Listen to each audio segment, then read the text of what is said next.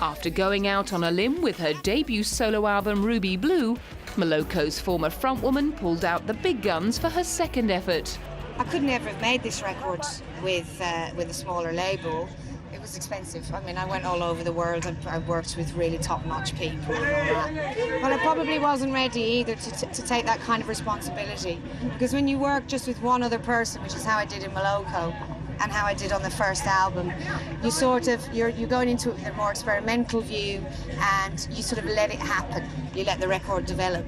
With this, I really had to be very kind of grown up and responsible. Abandoning the experimental direction of Ruby Blue, Róisín Murphy went for a more mainstream sound on her 2006 release, Overpowered.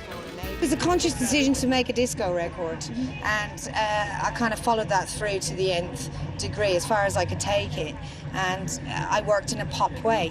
I worked with lots and lots of producers, lots and lots of writers, different mixers, took the tracks through different stages, which is how people work in pop. I wrote far too many songs and finished far too many songs, and ended up with a very strong record.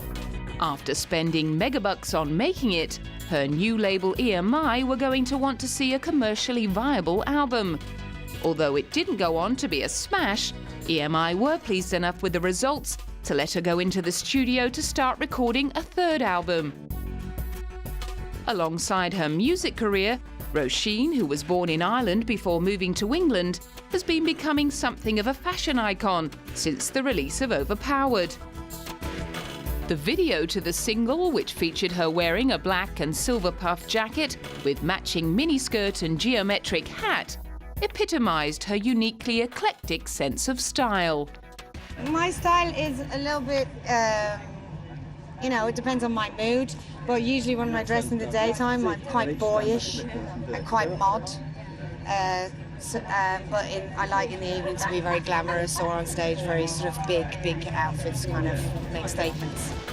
Over the past few years, Róisín's visit to red carpet events have been drawing so much attention that top designers like Matthew Williamson have been queuing up to make her their muse. For Róisín, it's simply about wearing clothes that reflect the real her. I love to play with clothes and just I'm trying to amplify something that's true with clothes rather than sort of mask anything or create any kind of lie.